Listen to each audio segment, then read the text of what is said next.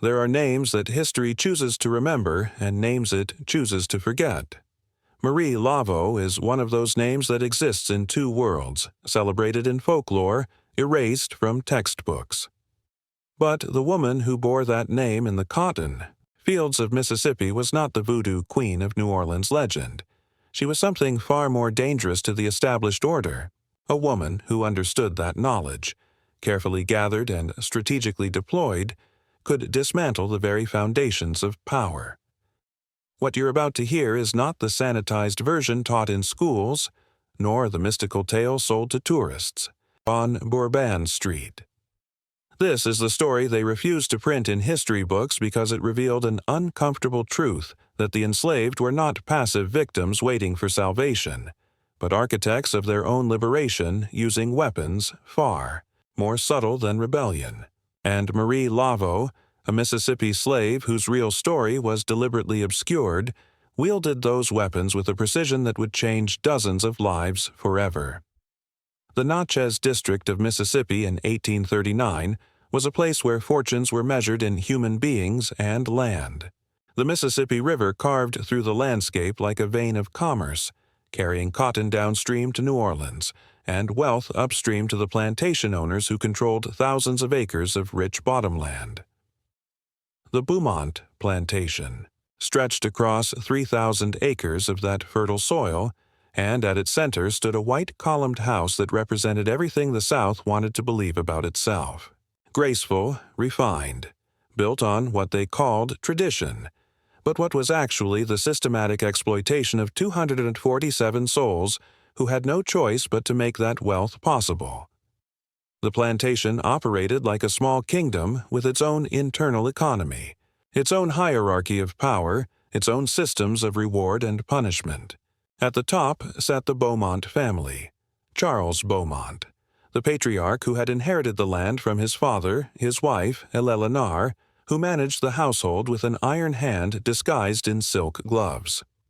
Their eldest son, Thomas, studying law in Vicksburg with ambitions toward politics, and their younger children, two daughters who were being groomed for advantageous marriages, and a son still in his teens who would eventually inherit the plantation. Below the family came the overseers and managers, men like Cyrus Halt, whose job was to extract maximum productivity from the enslaved population while maintaining enough order to prevent rebellion. Hall was a man in his 40s, lean and weathered, with eyes that missed nothing and a reputation for cruelty tempered only by economic calculation. He understood that damaged property was less valuable, so his punishments were carefully calibrated to inflict pain without reducing work capacity. Below the overseers came the enslaved population itself, divided into hierarchies that reflected the plantation's needs. House slaves who worked in the main residence, field hands who worked the cotton from planting to harvest, skilled workers like blacksmiths and carpenters, and those with specialized roles like midwives and healers. Into this carefully structured world came Marie Laveau on a Tuesday in March 1839, purchased at auction in Natchez for $850. The auction had taken place in the Forks of the Road, the second largest slave market in the South, where human beings were displayed on platforms and examined like livestock. Marie had stood on that platform with her eyes downcast, her posture suggesting submission, while potential buyers assessed her teeth, her hands, her physical condition. The bill of sale described her as healthy, literate, skilled in household management and herb cultivation, approximately 23 years of age, no known defects or vices. That literacy should have raised questions. Teaching slaves to read was illegal in Mississippi, punishable by whipping for the slave and fines for anyone who taught them. But Beaumont's purchasing agent, a man named Dalton, who handled such transactions, saw only an opportunity. A literate slave who could keep records of medicinal supplies and read receipts for herb orders would be more valuable than one who couldn't. What the bill of sale didn't mention was where Marie had acquired her literacy, or why her previous owner, a Louisiana planter named Rousseau, had been so eager to sell her despite her obvious value. There were no references provided, no detailed history, no explanation for why a valuable skilled slave would be sold at all. Dalton had asked, of course, but Rousseau's agent had been vague. Something about the owner downsizing his operations, needing capital, the usual explanations that might or might not be true. The truth, which Dalton didn't know, and which Marie would never volunteer, was that Rousseau had sold her because he'd become afraid of her. Not because she'd done anything overtly rebellious, not because she'd been violent or disobedient, but because he'd begun to notice that things happened around her. Accusations against slaves would mysteriously fall apart. Punishments would be avoided through circumstances that seemed coincidental, but occurred too frequently to be mere chance. Information that should have been secret would somehow become known to people who could use it to their advantage. Rousseau couldn't prove Marie was behind any of it, but he'd developed a superstitious dread of her nonetheless. So he'd sold her, taking a loss on the price just to have her gone from his property, and he'd been deliberately vague about her history to ensure the sale went through. Marie arrived at Bowmont plantation in the back of a wagon, her few possessions wrapped in a cloth bundle. She was assigned to the cabin row behind the main house, a collection of rough wooden structures that housed the domestic slaves. Each cabin held 4 to 6 people with minimal privacy and less comfort. Marie's cabin was slightly better than the field's quarters. It had a wooden floor instead of packed dirt and a small window that actually had shutters, but it was still a far cry from anything that could be called comfortable. She shared the cabin with 3 other women. Dinah, who was in her 40s and managed the main house laundry, had been at Bowmont her entire life and knew every detail of the plantation's operations. Rachel, younger and quieter, worked in the kitchen and had a small child who stayed in the nursery cabin during work hours, and Lily, who was around Marie's age and worked as a seamstress, making and mending clothes for both the enslaved population and occasionally for the Bowmont family. That first night, Marie said little. She arranged her few possessions on the narrow shelf above her pallet with careful precision: a small wooden box that contained needles and thread, a cloth bundle of dried plants that gave off a faint medicinal smell, and a leather journal so worn the cover had gone soft as fabric. The journal was her most dangerous possession, and she kept it wrapped in oilcloth and hidden at the bottom of her belongings. "You can read?" Danina asked, watching Marie handle the journal. The question was cautious, almost whispered, because literacy was dangerous knowledge. Marie looked at her steadily, assessing how much truth to reveal. "I can remember things," she said carefully. "Recipes, remedies, things my grandmother taught me. Sometimes I make marks to help me remember, but I don't know if that counts as reading." It was an answer that wasn't quite an answer, suggesting literacy without claiming it, and Danina recognized the intelligence in that evasion. She nodded, slowly. "Best to be careful about what you know and what you don't know," she said. "Bolt doesn't like slaves who are too clever." "I'll remember that," Marie said, and meant it. The next morning, Marie was taken to meet her primary supervisor, the plantation's head cook, a woman named Patience, who had worked at Bowmont for 30 years and wielded considerable authority in the domestic hierarchy. Patience was a large woman in her 50s, with hands scarred from decades of kitchen work and eyes that assessed Marie with the same thoroughness that Dalton had used at the auction, though for different purposes. "You know herbs?" Patience asked, getting straight to business. "Yes, ma'am. My grandmother was a healer in Louisiana. She taught me which plants help with fever, which ones ease pain, which ones can be made into puces for wounds. Can you grow them, or just use what's already there?" "I can grow them. I know which plants need sun, which need shade, which ones grow well together and which ones don't." Patience nodded, satisfied. "The herb garden behind the kitchen house has been neglected since old Martha died last year. Nobody else knows enough about plants to keep it properly. That'll be your main work. Tend the garden. Prepare remedies when people are sick. Keep records of what you use so we can account for supplies. You'll also help in the kitchen when we need extra hands, especially during harvest season when we're feeding extra workers. She led Marie to the herb garden, which was indeed in poor condition. Weeds had overtaken most of the beds, and the plants that remained were struggling, but Marie could see the bones of a good garden underneath the neglect. The layout was sensible, with taller plants positioned to provide afternoon shade for those that needed it, and a water barrel positioned to catch rain from the kitchen house roof. "I can work with this," Marie said, already planning in her mind which plants to save, which to remove, what new herbs to cultivate. "You'll have mornings to work the garden," Patience told her. "Afternoons you'll be available for medical calls.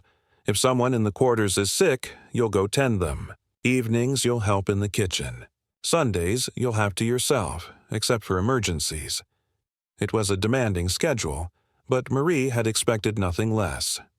What mattered was that the work gave her a legitimate reason to move around the plantation to interact with people from different parts of the operation to observe and listen and gather information. Over the next few weeks, Marie established herself in her role. She worked the herb garden with systematic efficiency, clearing weeds, amending soil, transplanting struggling plants to better locations. She began to cultivate new herbs from seeds and cutings she'd brought with her. Fever FW for headaches, comfrey for wounds, chamomile for stomach ailments, valerian for sleep troubles, willow bark for pain and fever. But more importantly, she began to observe the plantation's operations with the same systematic attention she gave to her garden. She noticed patterns in how decisions were made, how information flowed through the hierarchy, where power was concentrated and where it was diffuse.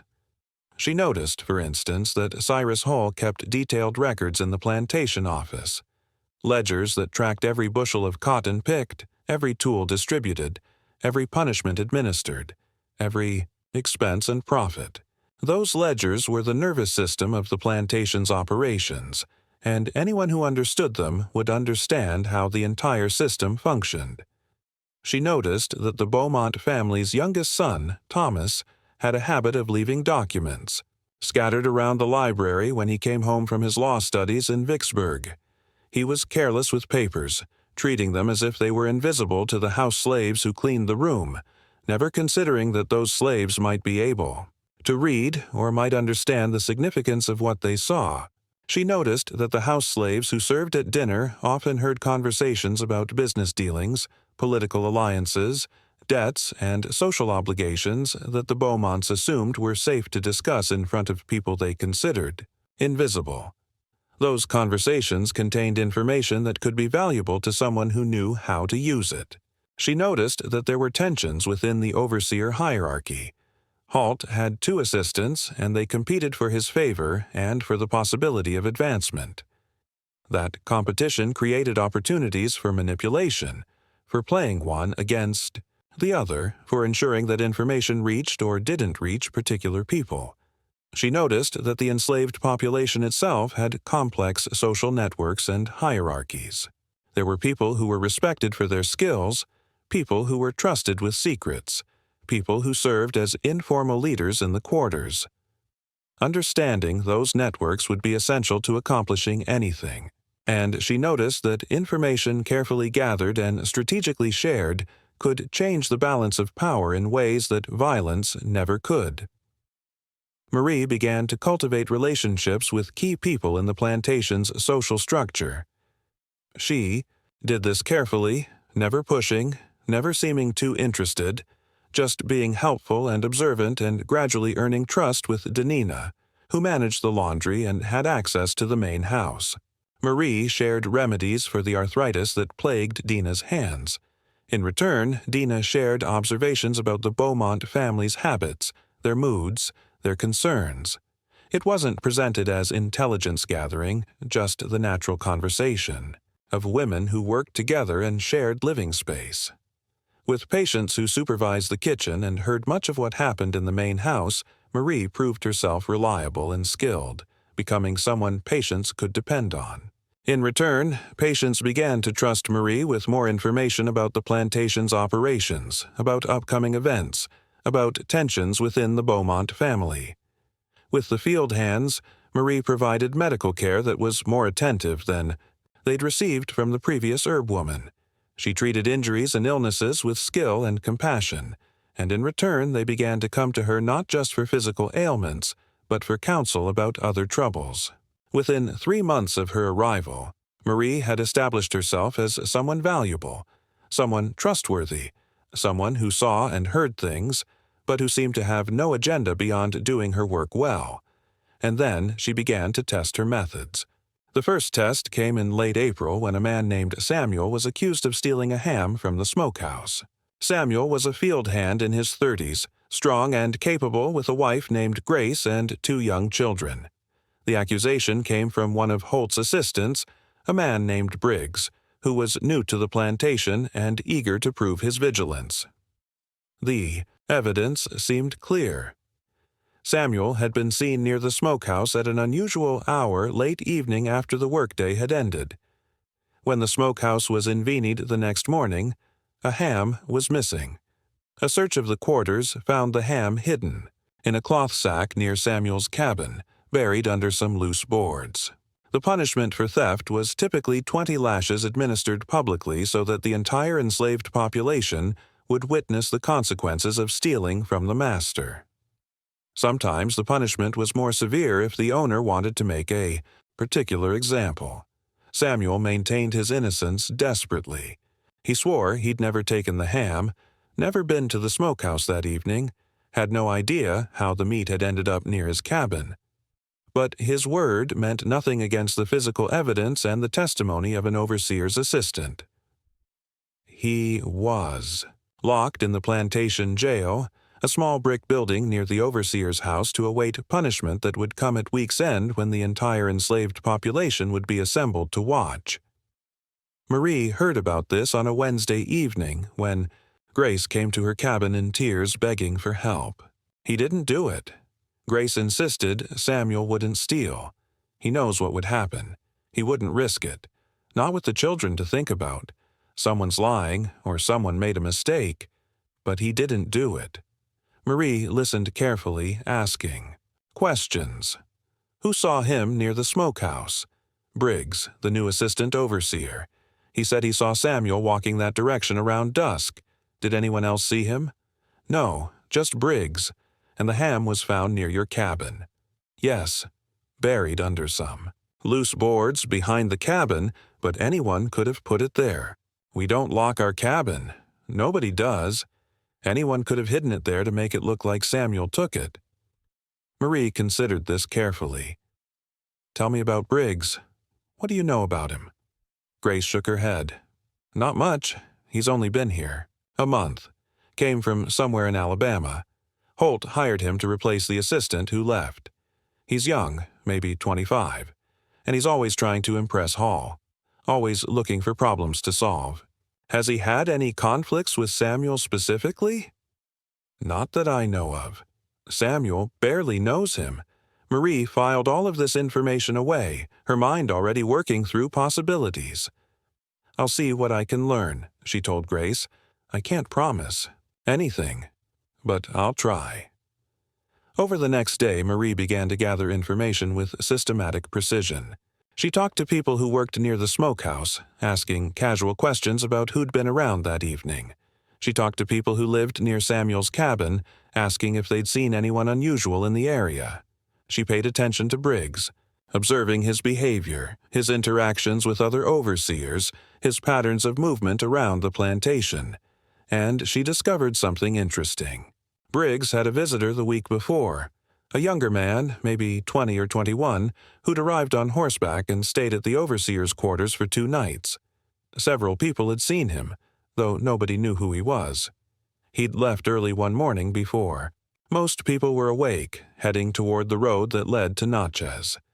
Marie also discovered that Briggs had been making small errors in the plantation's record-keeping. Nothing major, but enough to suggest either incompetence or deliberate falsification. Cotton weights that didn't quite add up, tool inventories that were slightly off, small discrepancies that Hall hadn't noticed yet because Briggs was new and still learning the systems. And she discovered something else. Cyrus Holt's nephew, a young man named James who lived in Vicksburg, had been trying to get a position as an overseer on various plantations in the region. He'd been unsuccessful so far, but he was persistent, and he had a reputation for being willing to do whatever was necessary to prove himself. Marie began to construct a hypothesis. What if the visitor had been James Holt? What if he'd come to visit his uncle, and while he was there, had taken the ham, not to eat it, but to take it with him when he left as a gift from his uncle?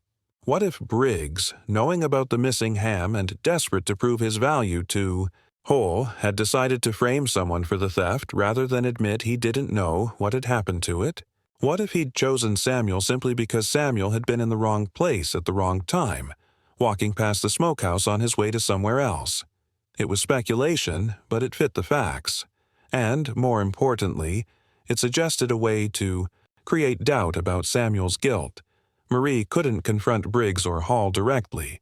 She had no standing, no authority, no voice in the plantation's power structure, but she could plant information in places where it would grow into questions that others would ask. She started with patience. The next morning, while helping in the kitchen, Marie mentioned casually that she'd been gathering herbs near the overseer's quarters the previous week and had seen a young man leaving early one morning, carrying something wrapped in cloth. Probably just a visitor, Patience said, not particularly interested. Probably, Marie agreed, though he looked a bit like Mr. Holt, now that I think about it. Same build, same way of walking. Could have been a relative. Patience's hands paused in the bread dough she was kneading. Hall had a visitor. I don't know for certain, just someone I saw. Might have been nobody important. But the seed was planted. Patience, who was naturally curious and who had her own complicated relationship with the overseer hierarchy, began to wonder. She mentioned it to Diner that evening, just as casual conversation.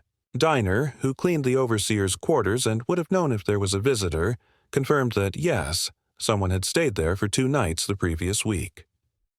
Did Hall mention it to Mr. Bowmont? Patience asked. Not that I heard, Danina said. But then why would he? People have visitors all the time. True, Patience agreed, though it's odd that a visitor would leave so early in the morning, before breakfast, even almost like he was in a hurry or didn't want to be seen. The information began to circulate through the house slave network, not as accusation, but as curiosity, and because house slaves talked to the Beaumont family members they served, the information eventually reached Eleanor Beaumont, who managed the household accounts and had a sharp mind for details that didn't add up. Eleanor mentioned it to her husband that evening, not as anything important, just as an oddity she'd heard. Did you know Cyrus had a visitor last week? His nephew, apparently, though he didn't mention it. Charles Beaumont frowned. He didn't mention it to me. Probably didn't think it was important, though the servant said the young man left very early before dawn. Seemed odd to me. Beaumont, who trusted his overseer, but also trusted his wife's instincts about household matters, filed the information away. The next day, he mentioned it to Halt casually, just asking if his nephew had visited. Hole, caught off guard, admitted that yes, James had stopped by, briefly just passing through on his way to Natchez. He hadn't mentioned it because it seemed unimportant, just a family visit, nothing to do with plantation business. Of course, Beaumont said, though I do like to know who's on the property just for security purposes, you understand. Of course, sir. I should have mentioned it. It won't happen again. But the conversation had planted a seed of doubt in Beaumont's mind. Why hadn't Hall mentioned the visit? What else might he not be mentioning? Meanwhile, Marie had been working on another angle. She'd noticed those small discrepancies in Briggs's record-keeping, and she'd mentioned them very carefully to the plantation's bookkeeper, an elderly white man named Porter, who came twice a week to review the accounts. She'd done this while treating Porter for his rheumatism, providing him with a pus that actually helped with the pain. While applying the treatment, she'd mentioned, as if confused, that she'd seen some numbers in the cotton house records that didn't seem to match what she'd heard people saying about the harvest weights. "I'm sure I just misunderstood," she'd said. "I don't know much about numbers, but I thought I heard someone say they'd picked 42 bushels, and the record said 40. Probably, I just heard wrong." Porter, who was meticulous about accounts, had made a note to check the cotton house records more carefully. When he did, he found several small discrepancies, nothing major, but enough to suggest that someone was either careless or deliberately falsifying records. He reported this to Bowmont, who asked Halt about it. Halt, who hadn't been aware of the errors, was forced to admit that his new assistant, Briggs, might be making mistakes in the record-keeping. "He's still learning the systems," Hall explained. "I'll supervise him more closely." But it was another mark against Briggs's credibility, another reason to question his competence. And then Marie played her final card. She arranged for information to reach Bowmont that the smokehouse inventory might not be accurate. She did this through a complex chain.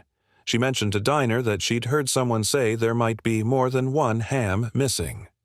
Danina mentioned it to Elena Beaumont while doing laundry. Elena mentioned it to her husband. Beaumont ordered a complete inventory of the smokehouse. When it was done, they discovered that 3 hams were missing, not one. The ham found near Samuel's cabin was examined more carefully and found to have been cut with a different knife than the plantation issued to the enslaved population, a finer blade, the kind a gentleman might carry. Suddenly, the case against Samuel looked much less certain. If 3 hams were missing, and if the one found near his cabin had been cut with a different knife, then perhaps Samuel hadn't stolen it at all.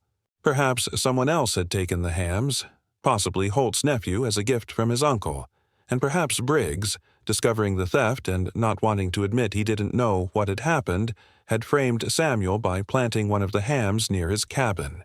It was all speculation, but it created enough doubt that Bowmont couldn't proceed with the punishment in good conscience. He ordered Samuel released with the explanation that the evidence was insufficient to prove guilt beyond doubt. Samuel returned to his family, shaken but unharmed. Briggs was reprimanded for the errors in his record-keeping and told to be more careful in his accusations. Holt was instructed to inform the plantation management of any future visitors to his quarters, and Marie, who had orchestrated the entire sequence of events with nothing but careful observation and strategic conversation, continued tending her herbs as if nothing had happened. But word spread through the enslaved community, not in any obvious way, but through the subtle communication networks that connected people across the plantation. Within days, people understood that Marie Lavo was someone who saw things, who understood how the machinery of power worked, and who knew how to insert small pieces of information into that machinery to change its output. They began coming to her, not just for remedies for their bodies, but for something else. The second case came in June, when a woman named Clara was threatened with sale. Clara Ara was in her late 20s, a skilled seamstress who made clothes for both the enslaved population and occasionally for the Bowmont family. She had a daughter, 8 years old, who worked in the main house as a helper to the cook. The threat of sale came because Charles Bowmont had accumulated debts from a failed cotton speculation scheme. He'd invested heavily in cotton futures, betting that prices would rise, but instead they'd fallen, and now he owed money to several creditors. One of those creditors, a man named Garrett, who owned a plantation in Louisiana, had offered to forgive part of the debt in exchange for several slaves, including Clara. Garrett had a reputation throughout the region as a brutal owner. Stories circulated about slaves who'd been sold to his plantation and had died within months from overwork and mistreatment. Being sold to Garrett was considered only slightly better than being sold to the Deep South plantations where conditions were even worse. Clara came to Marie in desperation.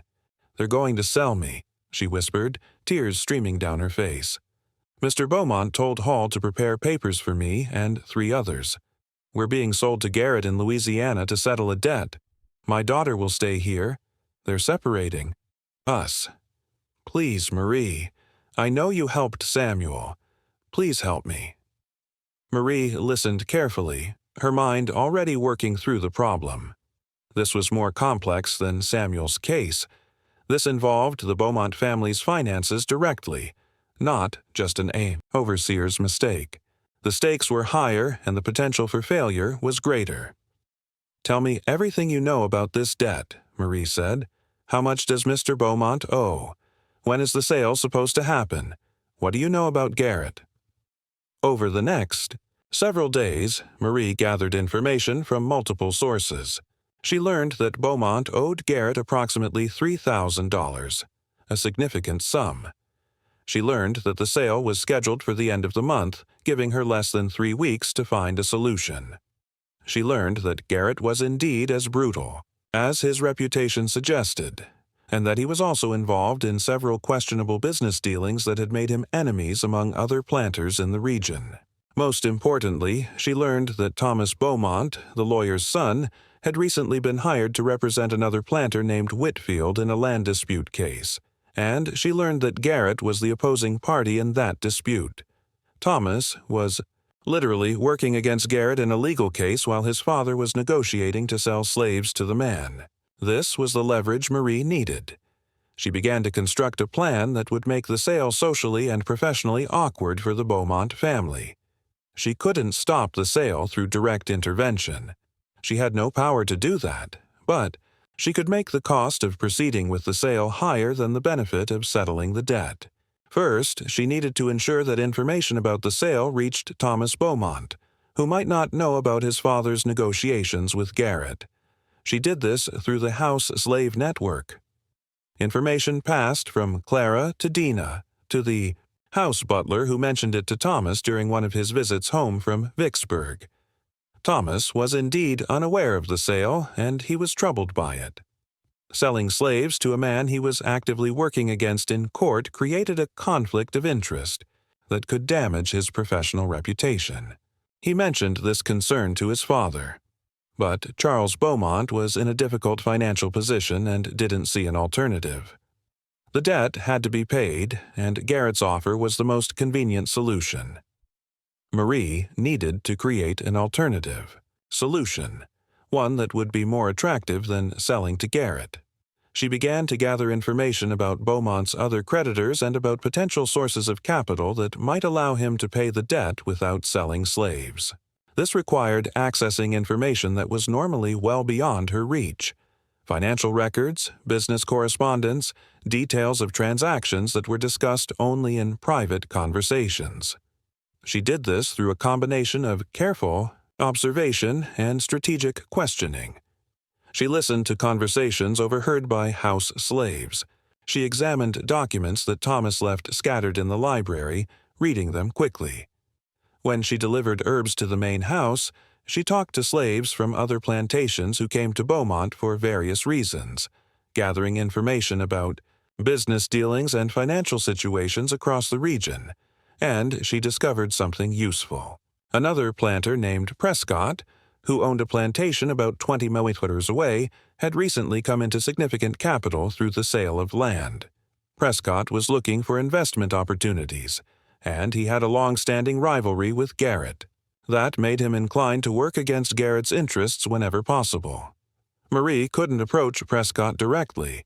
She was a slave, and he would never take a business proposition from her seriously. But she could ensure that information about Bowmont's financial situation reached Prescott through channels that would make it seem like a business opportunity rather than a desperate plea for help. She did this through a complex chain of communication. She mentioned to a slave named Peter, who worked for a merchant family in Natchez, that she'd heard the Bowmont family was looking for alternative financing for some business debts. Peter mentioned this to his owners, who mentioned it in casual conversation to other merchants. The information eventually reached Prescott through his own business network.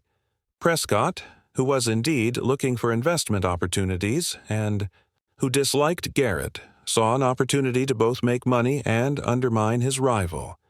He approached Bowmont with an offer. He would provide a loan at favorable terms to pay off the debt to Garrett, and in exchange Bowmont would give him a share in the next cotton harvest and would use Prescott's cotton broker for future sales. Bowmont, seeing an opportunity to settle his debt without selling slaves and without dealing with Garrett, accepted the offer. The sale was canceled, and Clara Ara remained at Bowmont Plantation with her daughter.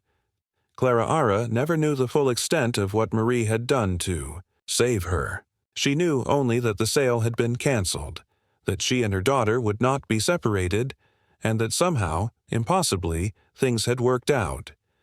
But others in the enslaved community began to understand that Marie Laveau was operating on a level of sophistication that went far beyond simple luck or coincidence. She was manipulating the plantation's power structure with a precision that suggested deep understanding of how that structure functioned, and they began to come to her with increasingly complex problems. By the fall of 1840, Marie had established herself as a figure of quiet authority in the quarters. People came to her not just for medicine, but for counsel about problems that seemed unsolvable. A man whose wife had been threatened with sale to another plantation. A woman whose son had been falsely accused of breaking a valuable tool. A couple who wanted to marry but knew the overseer would separate them out of spite because the man had once challenged his authority. Marie listened to all of them. She asked questions that seemed irrelevant. Who had been present when the accusation was made? What other events had happened that day? What conversations they'd overheard? What patterns they'd noticed in the overseer's behavior or the Bowmont family's decisions? And then, with patience that seemed infinite, she would begin to work. She never did anything directly.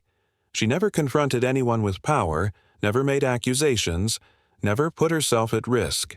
Instead, she would plant information the way she planted seeds in her garden carefully in the right soil at the right time, and then she would wait for it to grow. Each intervention followed a similar pattern. First, gather information from multiple sources to understand the full context of the problem. Second, identify leverage points, places where small amounts of information could create large changes in outcome. Third, plant that information through trusted intermediaries who would pass it along without knowing its ultimate purpose. Fourth, wait for the information to work its way through the system and create the desired change. Fifth, remain invisible throughout the entire process so that no one could trace the outcome back to her involvement. It was a method that required patience, intelligence, and a deep understanding of human psychology and social systems. Marie had all three. When a man named Joseph was accused of laziness and threatened with punishment, Marie discovered that the accusation came from Briggs, the assistant overseer, who was still trying to prove his worth after the Samuel incident. She also discovered that Briggs had been making errors in the cotton weight records, small discrepancies that suggested either incompetence or deliberate theft. She mentioned these discrepancies to the plantation bookkeeper during a visit to treat his rheumatism, framing it as innocent confusion about numbers she'd seen. The bookkeeper investigated, found the errors, and reported them to Bowmont. Briggs was dismissed, and Joseph's supposed laziness was forgotten in the larger scandal of the falsified records.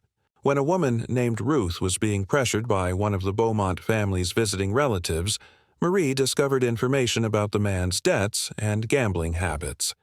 She ensured that this information reached the man's wife through a complex chain of gossip that made it seem like common knowledge rather than deliberate revelation. The wife confronted her husband, who left the plantation in disgrace, and Ruth was safe.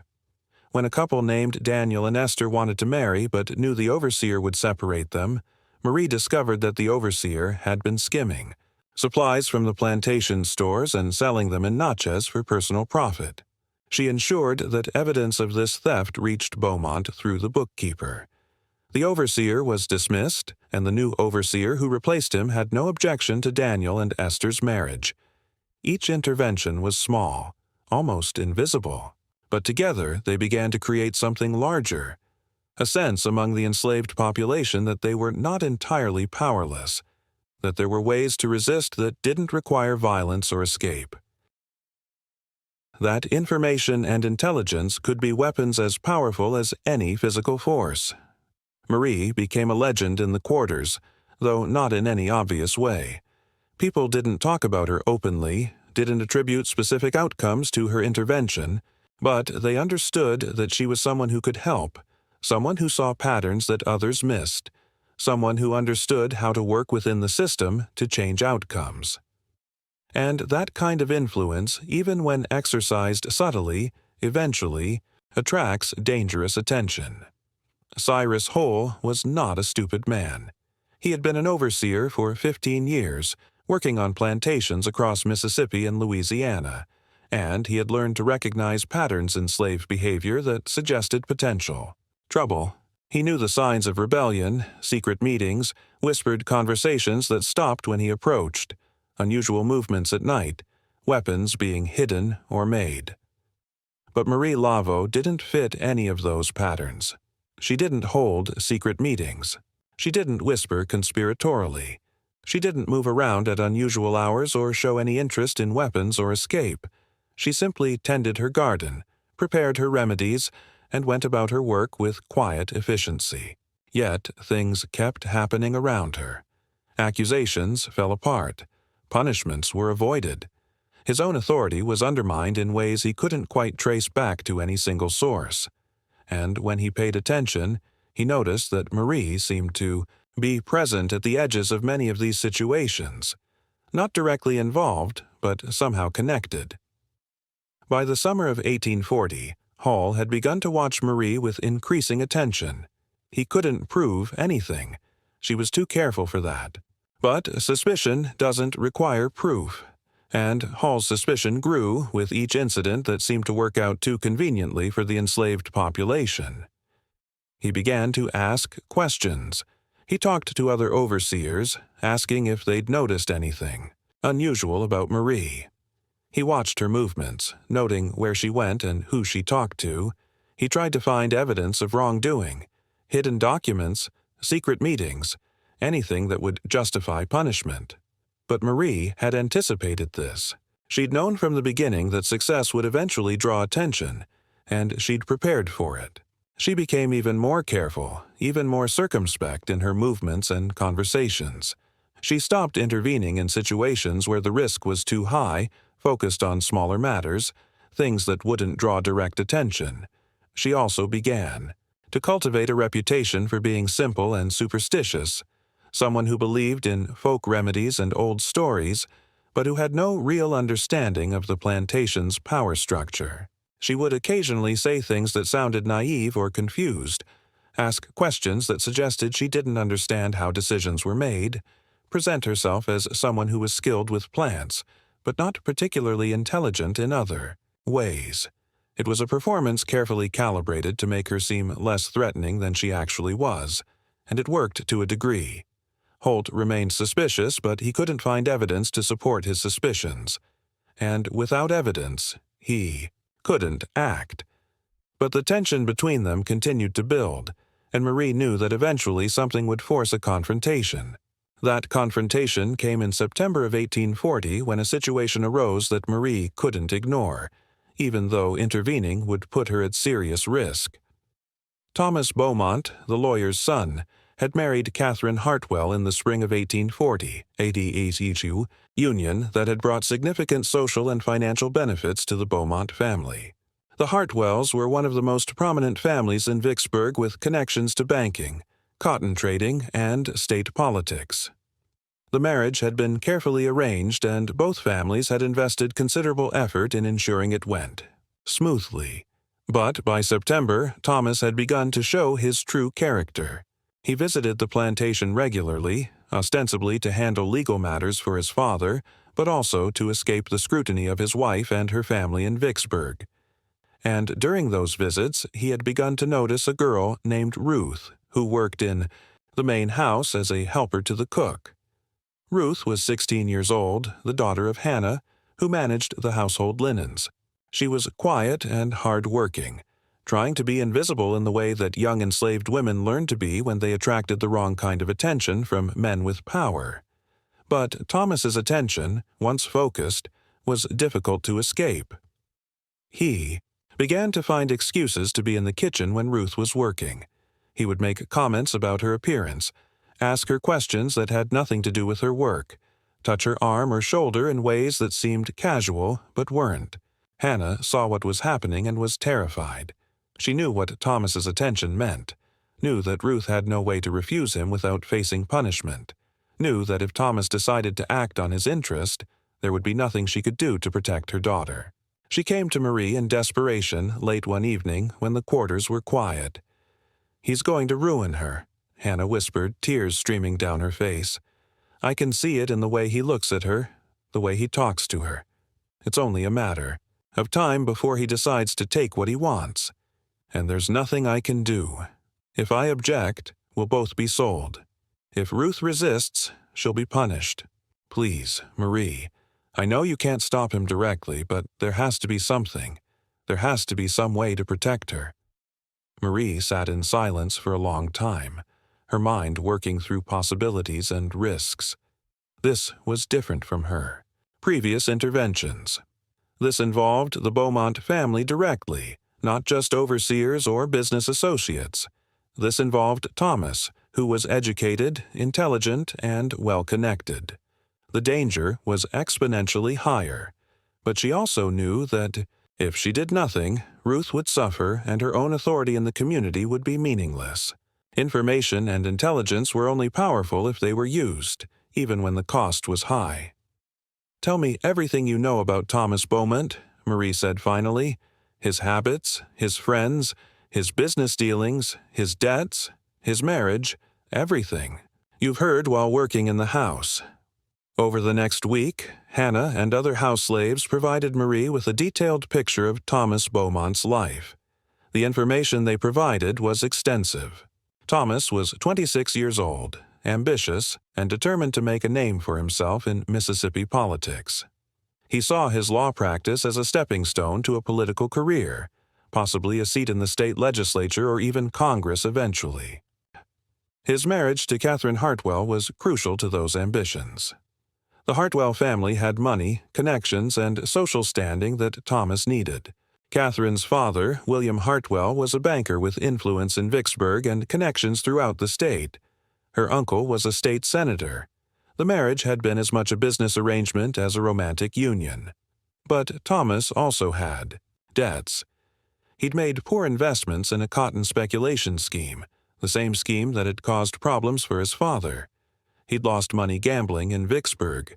He was living beyond his means, maintaining a lifestyle that required his father's financial support and the expectation of eventually accessing the Hartwell family wealth. Most importantly, Thomas had a reputation to maintain.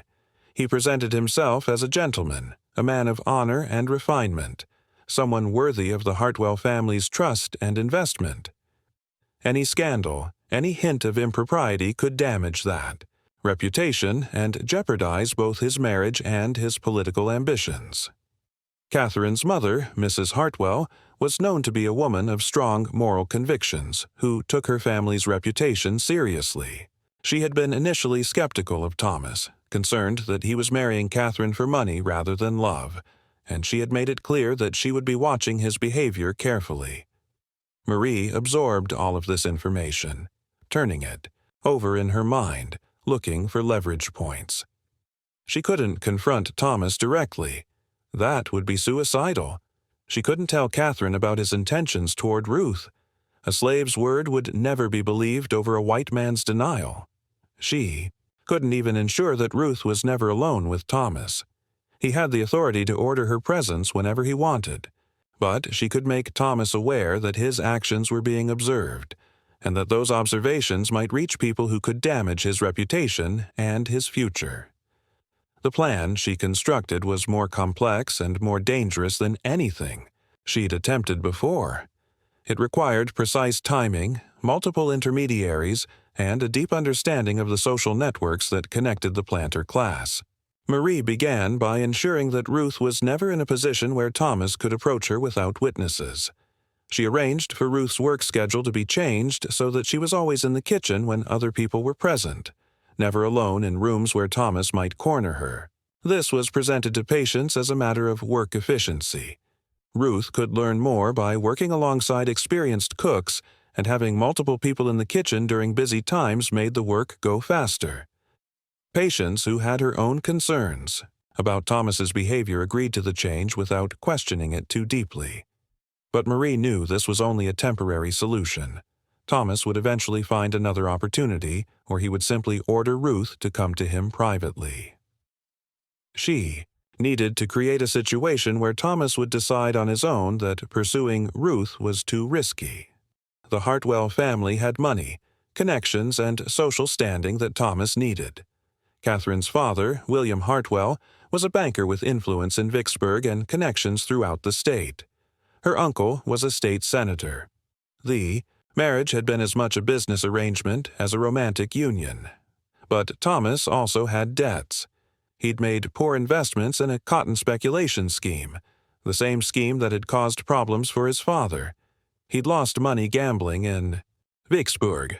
He was living beyond his means, maintaining a lifestyle that required his father's financial support and the expectation of eventually accessing the Hartwell family wealth.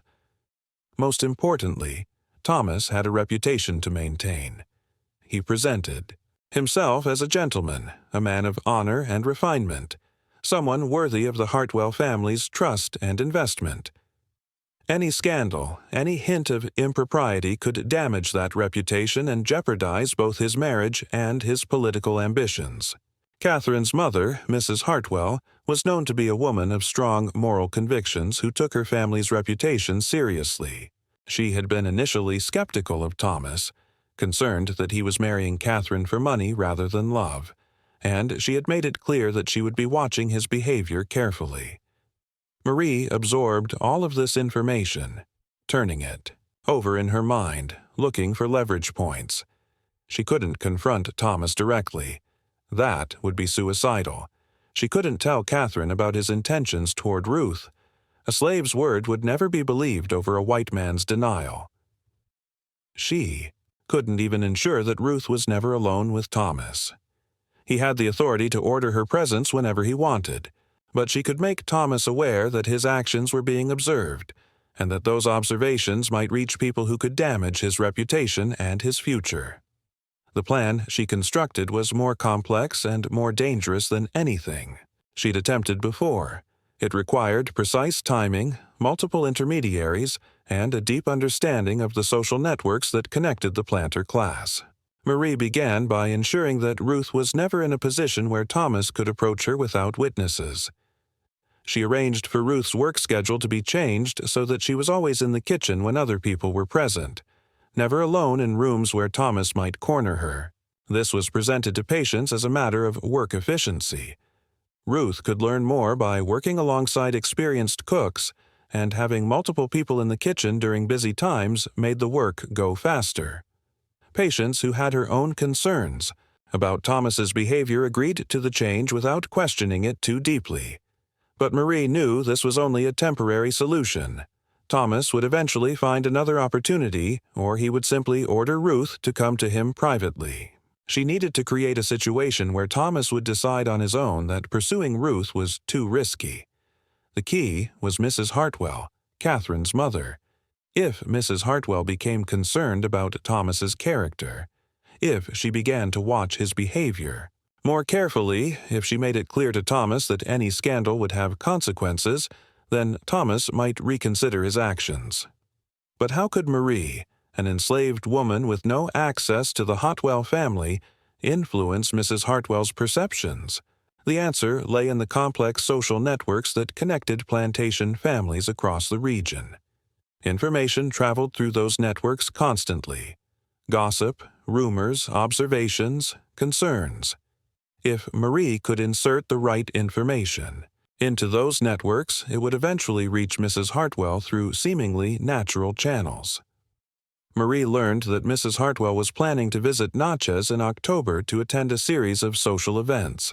She would be staying with friends, the Chambers family, who owned a plantation about 10 miles from Bowmont. Marie began to cultivate a relationship with a slave named Peter, who worked for the Chambers family. She did this by sending herbs and remedies to the Chambers plantation, establishing herself as a resource for medical care. Peter, who suffered from chronic headaches, became a regular recipient of Marie's fever tea, and in return he began to share information about the Chambers household. Through Peter, Marie learned about the social events Mrs. Hartwell would be attending, about the other families who would be present, about the topics of conversation that were likely to come up. And then she began to plant seeds of information that would grow into concerns about Thomas Bowmont's character. She started by having casual conversations with Peter about plantation life, about the challenges of working for families with young men who sometimes behaved inappropriately toward enslaved women. She never mentioned Thomas specifically, never made direct accusations, just general observations about how some young men of the planter class had habits that their wives' families might find troubling if they knew about them. Peter, understanding. The subtext began to have similar conversations with other slaves in the Chambers household. Those conversations, filtered through several people, eventually reached the Chambers family's house slaves, who mentioned them in the careful, indirect way that house slaves learn to communicate information to their owners. Mrs. Chambers, who was hosting Mrs. Artwellen, who wanted to ensure her guest was comfortable and well-informed, mentioned in casual conversation that she hoped Thomas Bowmont was treating Catherine well, that she'd heard some young men in the area had reputations for being less honorable than they appeared. Mrs. Hartwell, already protective of her daughter and already somewhat skeptical of Thomas, asked what Mrs. Chambers had heard. Mrs. Chambers, not wanting to make specific accusations without evidence, said only that she'd heard vague concerns, nothing concrete, probably nothing to worry about. But perhaps Mrs. Hartwell might want to observe Thomas more carefully during her visit, just to be certain he was the man he presented himself to be. This conversation, seemingly innocent, planted a seed of doubt in Mrs. Hartwell's mind. She began to pay more attention to Thomas's behavior, to ask Catherine questions about their marriage, to observe how Thomas interacted with others. Meanwhile, Marie had been working on another angle. She'd discovered that Thomas had been seen in Natchez at a gambling house on several occasions, losing money he couldn't afford to lose. This information came from slaves who worked in Natchez, who saw things that white society assumed were invisible to them. Marie ensured that this information also reached the social network, again through indirect channels. A slave who worked at the gambling house mentioned to a slave who worked for a merchant family that he'd seen Thomas Bowmont there several times, betting heavily. Literacy was illegal for slaves in Mississippi.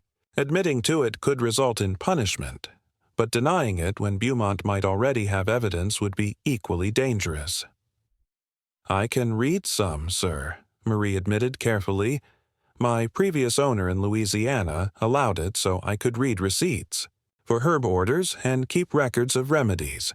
I know it's not allowed here, and I haven't taught anyone else. I only use it for my work to keep track of which plants I have and which remedies I've made and write. I can make marks to help me remember things, sir. I don't know if that counts as proper writing." Bowmont nodded slowly. He opened a drawer in his desk and pulled out Marie's leather journal, the one she kept hidden in her cabin. Marie's heart sank. Someone had searched her belongings and found it. "This is yours?" Bowmont asked, holding up the journal. "Yes, sir. What's in it?" "Recipes for remedies, sir. Notes about which plants grow well together, which ones need more water or more sun, things my grandmother taught me that I wanted to remember." Bowmont opened the journal and looked at the pages. Marie had been careful about what she wrote. The journal did contain recipes and plant notes exactly as she'd said, but it also contained observations about the plantation's operations, about patterns she'd noticed, about people and their relationships. She'd written these observations in a kind of code, using plant names and gardening metaphors to disguise their true meaning. To someone who didn't know the code, it would look like nothing more than an herb woman's notes. But to someone who understood what they were looking at, it would reveal the sophisticated intelligence network Marie had built. Bowmont read several pages, his expression thoughtful. Marie couldn't tell if he understood what he was seeing or if he saw only plant. Notes. Finally, he closed the journal and set it on his desk. "I find no evidence of witchcraft here," he said. "These are notes about plants and remedies exactly as Marie described. She is literate and intelligent, qualities that make her valuable in her role as her woman. As long as she continues to perform her duties and causes no direct trouble, I see no reason to punish her." He turned to Hall. "Your concerns are noted, Mr. Holt, but I will not act on suspicion alone. If you have actual evidence of wrongdoing, evidence of rebellion, of theft, of deliberate sabotage, bring it to me, and I will act. But intelligence and literacy are not crimes, and I will not punish a valuable slave for being clever." It was a reprieve, but Marie understood it was also a warning.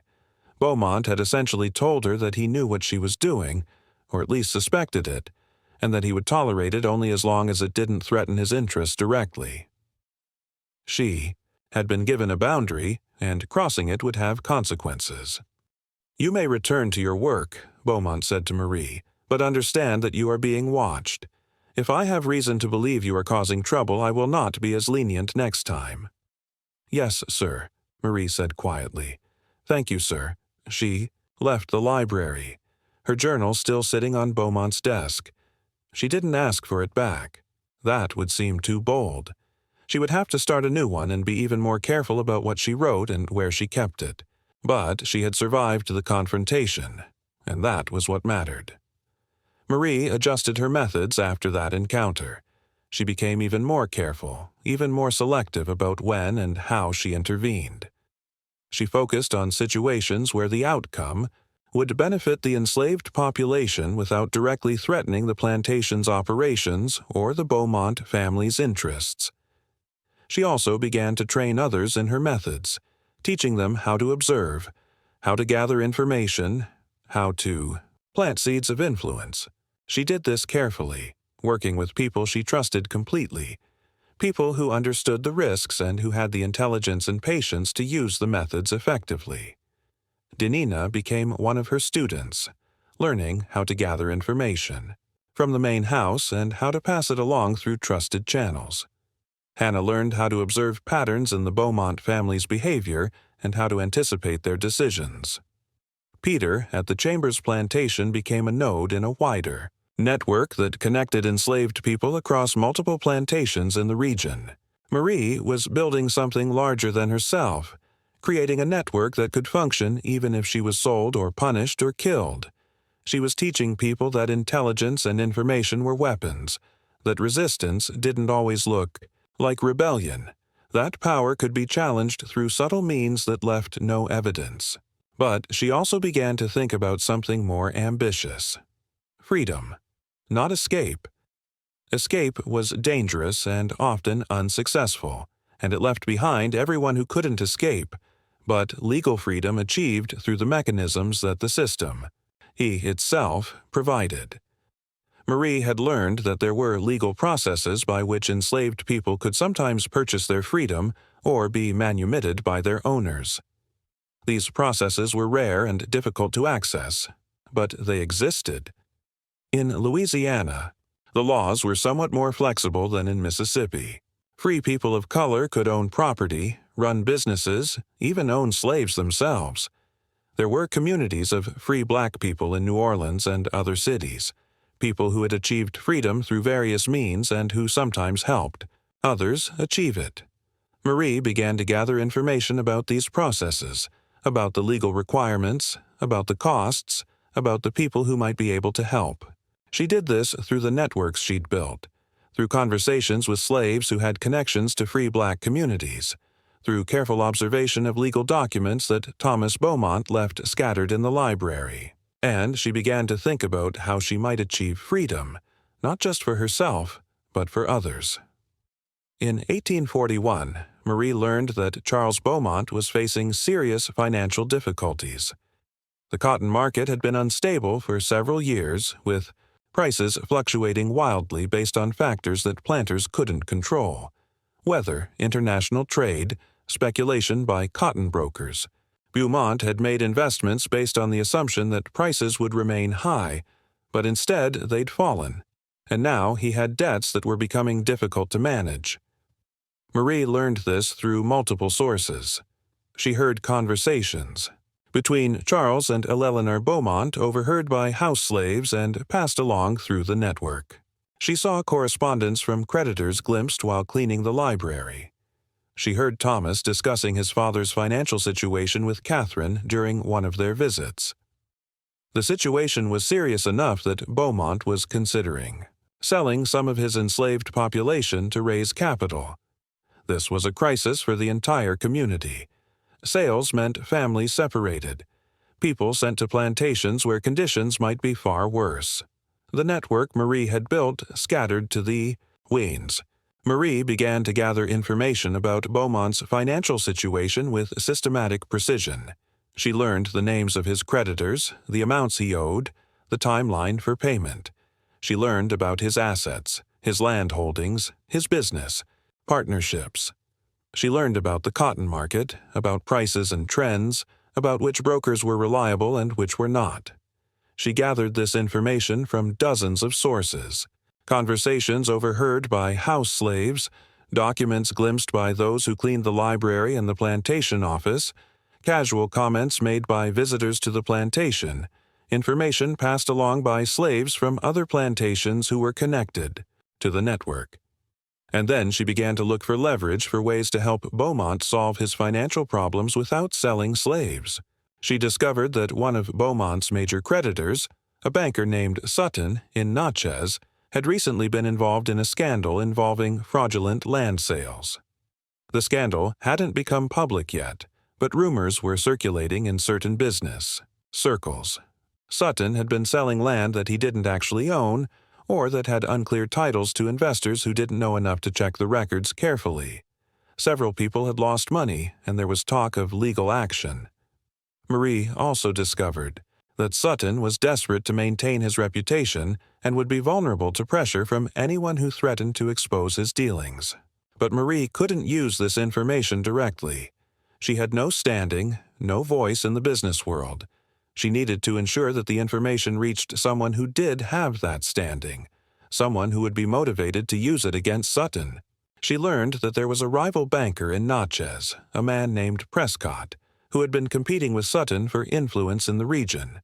Prescott was ambitious, ruthless, and always looking for opportunities to undermine his competitors through a complex chain of communication involving multiple intermediaries. Marie arranged for information about Sutton's fraudulent dealings to reach Prescott. The information was presented as a rumor overheard by a slave who worked in Sutton's household, passed along through the informal networks that connected enslaved people across different plantations and businesses. The chain worked like this. Marie told Peter, who worked at the Chambers plantation, that she'd heard rumors about questionable land deals in Natchez. Peter mentioned this to a slave who worked for a merchant family in Natchez. That slave mentioned it to another slave who worked in Sutton's household, asking if there was any truth to the rumors. That slave, who had indeed seen documents related to the fraudulent sales, confirmed that yes, there seemed to be problems with some of Sutton's land deals. This confirmation made its way back through the chain, gaining credibility with each retelling. Eventually, the information reached a free black man in Natchez who had business connections to Prescott's bank. This man, seeing an opportunity to gain favor with Prescott, mentioned the rumors to one of Prescott's associates. Prescott investigated the rumors and found them to be true. He then saw an opportunity to both damage his rival and expand his own business. He approached several of Sutton's clients, including Charles Bowmont, with an offer. He would provide them with loans on favorable terms to pay off their debts to Sutton, and in exchange they would shift their banking business to Prescott's institution. Bowmont, seeing an opportunity to escape his financial difficulties without selling his slaves, accepted the offer. Prescott provided a loan that allowed Bowmont to pay off his debts, and in return, Bowmont agreed to use Prescott's bank for future transactions and to give Prescott a share in the next cotton harvest. The crisis was averted. The enslaved population at Bowmont plantation remained intact. No families were separated, and no one except Marie knew that she had orchestrated the entire sequence of events, that she had identified the leverage point, constructed the chain of communication, and ensured that the right information reached the right person at the right time. To everyone else, it appeared to be nothing more than fortunate timing and business competition. Over the next 3 years, from 1841 to 1844, Marie continued her work with increasing sophistication. She intervened in dozens of situations protecting people, preventing separations, mitigating punishments. She became a legend in the enslaved community, not just at Bowmont, but across the region as word of her methods spread through the networks that connected plantations. But she also began to use her influence for something more ambitious, facilitating freedom. Marie had learned that there were several mechanisms by which enslaved people could achieve legal freedom. First, manumission by the owner, where the owner voluntarily freed a slave, usually in recognition of long service or special circumstances. This was rare, but not unheard of. Second, self-purchase, where a slave who had been allowed to earn money could buy their own freedom.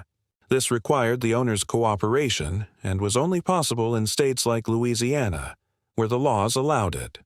Third, purchased by a free person of color, where someone who was already free would buy a slave with the intention of freeing them. This was sometimes done by family members or by free black communities that worked to help enslaved people achieve freedom. Fourth, legal challenges based on technicalities in ownership or sale documents. This was rare and difficult, but occasionally someone would discover that their enslavement was legally questionable and could challenge it in court. Marie began to identify people who might be candidates for freedom through one of these mechanisms. She looked for people who had skills that made them valuable enough that an owner might consider allowing self-purchase. She looked for people who had connections to free black communities in Louisiana or other states. She looked for people whose enslavement might have legal vulnerabilities. And then she began to create situations where freedom became possible. For a man named Daniel, who had exceptional carpentry skills, Marie arranged for him to do work for several prominent families in Natchez, building a reputation that made him valuable enough that Bowmont might consider allowing him to purchase his freedom. She did this by mentioning his skills to house slaves who worked for those families who mentioned them to their employers, who then requested Daniel's services from Bowmont. Daniel's work was so impressive that several families offered to pay premium prices for his services. Bowmont, seeing an opportunity to profit, began to hire Daniel out regularly, allowing Daniel to keep a small percentage of his earnings. Over several years, Daniel saved enough money to make an offer to purchase his freedom. Bowmont, who, by this time, had resolved his financial difficulties, and who saw Daniel as more valuable as a free craftsman who could be hired as needed rather than as a slave who had to be maintained, agreed to the purchase.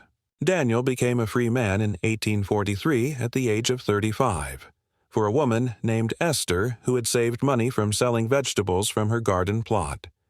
Marie helped her navigate the legal process of manumission by ensuring that information about the process reached her through a free black woman in Natchez who had connections to lawyers willing to handle such cases. Esther had been saving money for years, selling vegetables and eggs to other slaves and occasionally to white families in the area. She had accumulated nearly $200. A significant sum, but she didn't know how to approach Bowmont about purchasing her freedom, didn't know what the legal process required, didn't know if it was even possible. Maria arranged for Esther to meet with the free black woman whose name was Gila during a trip to Natchez to sell vegetables. Elaine explained the legal process, connected Esther with a lawyer who could draw up the necessary documents, and helped her prepare a proposal to present to Bowmont. The proposal was carefully crafted to appeal to Bowmont's financial interests. Esther offered not just the $200 she'd saved, but also a promise to continue providing vegetables to the plantation at reduced prices for the next 5 years. The total value of the offer was approximately $400, which was reasonable for a woman of Esther's age and skills. Bowmont, who was in a more financially stable position by 1844 and who appreciated Esther's years of reliable service, agreed to the manumission. Esther became a free woman, though she continued to live in the area and maintain her connections to the enslaved community. Each case took months or years of careful work, but gradually people began to achieve freedom through legal means that left no trail back to Marie's involvement. By 1844, Marie herself had saved enough money from selling herbs and remedies to begin considering her own freedom. She had been allowed to keep a small percentage of the money she earned from selling remedies to white families in the area, and over 5 years she had accumulated nearly $300. But she also understood that her value to the community was in her position at Bowmont, where she had access to information and influence. Leaving would mean abandoning the network she'd built, the people she'd been protecting. It was a choice between personal freedom and collective power. And for a long time, Marie couldn't decide which path to take. The decision was made for her in the spring of 1845 when Cyrus Hole, who had never stopped suspecting Marie of subversion, finally found evidence he thought he could use against her. One of Marie's intermediaries, a man named Benjamin, who carried messages between plantations, was caught with a letter that contained information about slave sales and plantation finances. Benjamin worked as a driver, transporting goods between plantations, which gave him legitimate reasons to travel and made him valuable as a courier for the network. But in March of 1845, he was stopped on the road by a patrol that was looking for runaway slaves. The patrol searched his wagon and found the letter hidden among his belongings. The letter was coded using the same kind of plant metaphors that Marie used in her journal, but it was clear enough that it contained information about business dealings that a slave shouldn't have access to. Under interrogation, Benjamin revealed that he'd been gathering information at Marie's request, though he claimed not to know what she did with it or why she wanted it. Hole, who had been waiting for years for evidence against Marie, saw this as his opportunity. He brought the letter and Benjamin's testimony to Bowmont, arguing that Marie was organizing some kind of intelligence network among the enslaved population, gathering information that could be used for rebellion or escape. This time, Bowmont couldn't ignore the accusation. The evidence was too concrete, the implications too serious. The letter proved that Marie was gathering information about plantation finances and slave sales, information that she had no legitimate reason to have. And Benjamin's testimony confirmed that Marie was directing this information gathering. Marie was arrested and held in the plantation jail while Bowmont decided what to do with her. The enslaved community was terrified. Marie had been their protector, their strategist, their hope. Without her, they would be vulnerable to the full force of the plantation's power structure. People who had relied on her counsel, people who had been saved by her interventions, people who had learned her methods. All of them feared what would happen now. But Marie had prepared for this possibility. Over the years, she had trained others in her methods, had taught them how to observe, how to gather information, how to plant seeds of influence. She had created a network that could function without her, though not as effectively, and she had one final card to play. From her cell in the plantation jail, Marie sent a message through the network she'd built. The message was carried by Diner, who had been one of Marie's most trusted students. It reached Thomas Bowmont in Vicksburg, where he was now established as a successful lawyer with growing political ambitions.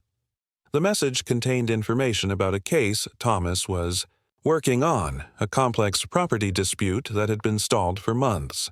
One of Thomas's clients was trying to prove ownership of a piece of land that had been sold multiple times with unclear titles. The case depended on finding documentation that proved the chain of ownership, but that documentation had been missing. Marie's network had discovered where that documentation was hidden. It was in the possession of the opposing party's lawyer, who had deliberately concealed it to prevent Thomas's client from proving their case. The message told Thomas exactly where to find the documents and how to obtain them legally through a court order. The message also contained a proposal if Thomas would intervene on Marie's behalf, arguing that she was too valuable to punish severely and should instead be sold to a more lenient owner in Louisiana. The information about the documents would be provided to him in detail. If he refused, the information would be destroyed and his case would remain stalled, possibly resulting in a loss that would damage his reputation. It was blackmail, pure and simple. But it was blackmail based on offering value rather than threatening harm. Thomas would gain something concrete, a significant legal victory that would enhance his reputation in exchange for a relatively small favor. Thomas, who was ambitious and pragmatic, recognized the opportunity. He also recognized that Marie was far too intelligent and dangerous to keep in Mississippi, where she might continue to cause problems for the planter class.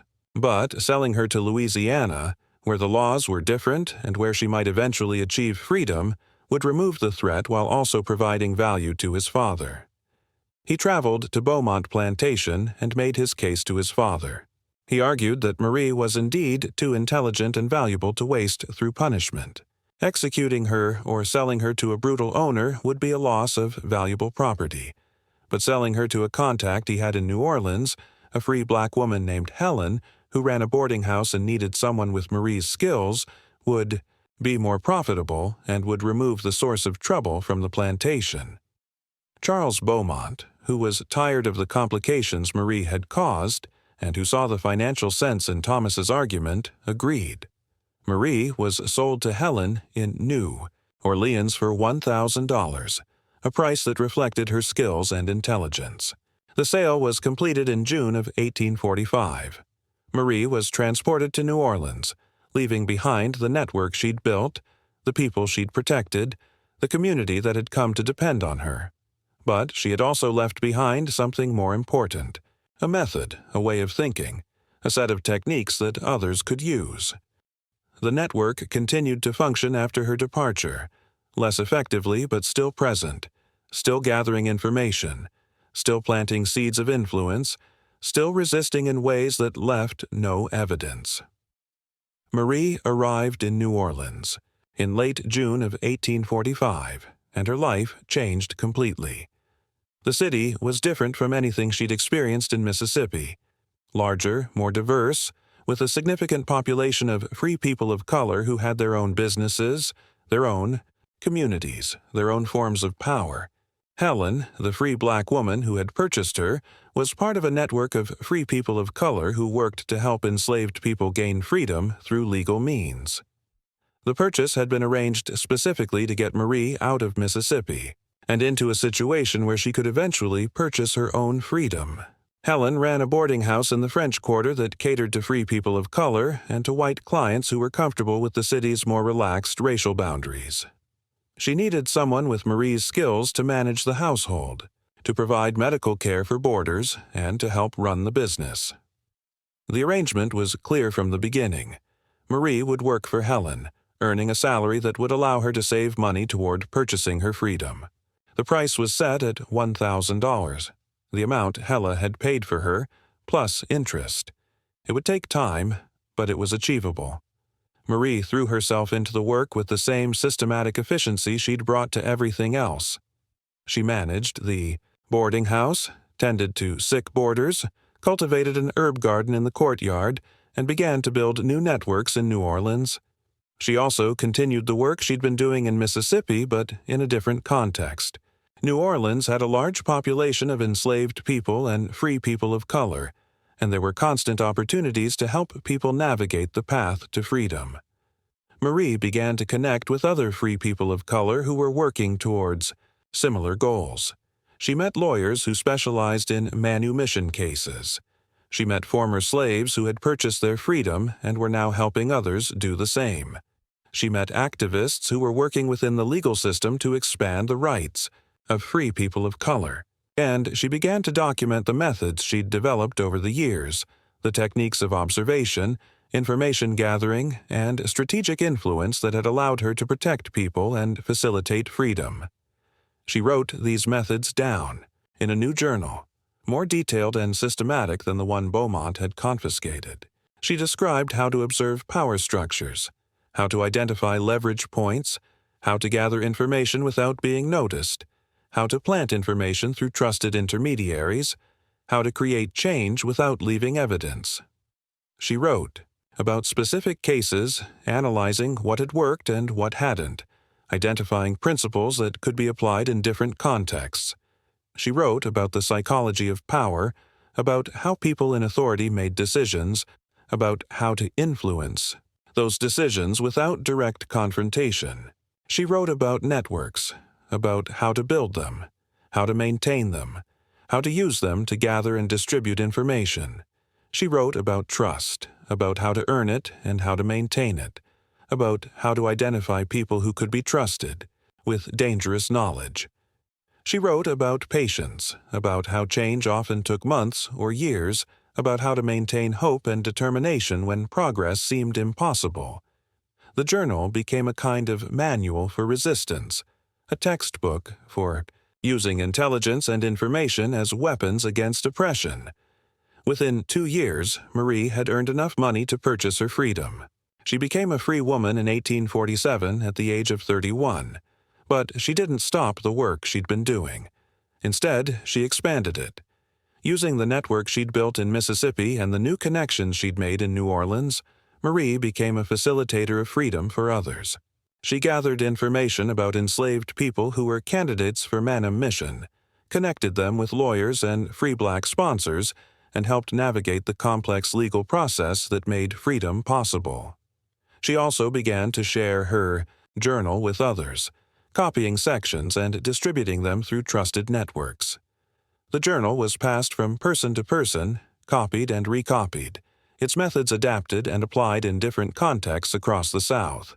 It became an underground textbook for resistance, teaching people how to use intelligence and information as weapons against the system that oppressed them. The methods spread, adapted, evolved, becoming part of the toolkit that enslaved people used to resist and survive. Marie Laveau lived in New Orleans for the rest of her life, working as a healer and herbalist, but also as a quiet organizer and strategist for the cause of freedom. She never became famous in the way that some abolitionists did. Her methods required secrecy, and her effectiveness depended on remaining in the shadows. But by the time she died in 1881, at the age of 65, she had helped facilitate the freedom of more than 200 people through legal manumission. She had trained dozens of others in her methods of strategic resistance. She had created networks of information and influence that continued to operate long after her death. The story of Marie Laveau, the Mississippi slave, was deliberately obscured by history. The voodoo queen legend that grew up around a different Marie Laveau in New Orleans. A free woman of color who lived at the same time and who did practice voodoo became the dominant narrative, overshadowing the real story of the enslaved woman, who had used intelligence and information as tools of liberation. This obscuring was not accidental. The story of Marie the slave was dangerous to the narratives that America wanted to tell about slavery. It revealed that enslaved people were not passive victims, but active resistors who used sophisticated methods to undermine the system that oppressed them. It showed that resistance didn't always look like rebellion, that intelligence and patience could be as powerful as violence. It also revealed uncomfortable truths about the nature of power, that it depended on information and perception, and that those who controlled information could influence outcomes even when they had no formal authority. The schools didn't teach this story because it complicated the simple narratives they preferred. The narrative of helpless slaves waiting for white saviors, or the narrative of violent rebellion as the only form of resistance. Marie's story didn't fit either template. She was neither helpless nor violent. She was strategic, patient, and devastatingly effective. Her methods were documented in that journal, which survived in fragments in various archives. The pages were scattered across different collections, often mislabeled or attributed to others. Some sections were dismissed as apocryphal, as folklore rather than historical fact. But the techniques described in those pages, the systematic gathering of information, the strategic planting of influence, the patient construction of networks, Those techniques were real, and they were used by countless people whose names were never recorded. Marie Laveau's legacy was not in supernatural powers or mystical practices. It was in the demonstration that knowledge carefully applied could dismantle systems of oppression from within. That intelligence was a weapon, that patience was a strategy, that freedom could be built one careful intervention at a time. The Mississippi slave Marie Laveau understood something that America has always been reluctant to acknowledge, that the enslaved were not objects acted upon by history, but agents who shaped history through methods that were subtle, sophisticated, and far more dangerous to the established order than any rebellion. That's why her story was refused a place in textbooks, not because it wasn't true, but because it was too true. And the truth it told was one that challenged every comfortable assumption about power, resistance, and who gets to shape the course of history. The woman who tended herbs in a Mississippi plantation garden and changed the lives of hundreds through nothing but observation and strategic conversation.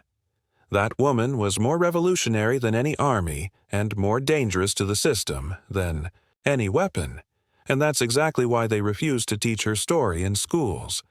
The real Marie Laveau, the one history chose to forget, proved that the most powerful form of resistance is often the one that leaves no trace, the one that works within the system to dismantle it from the inside, the one that uses the master's tools not to tear down the master's house in a dramatic gesture, but to quietly unlock the doors and windows until the whole structure becomes untenable.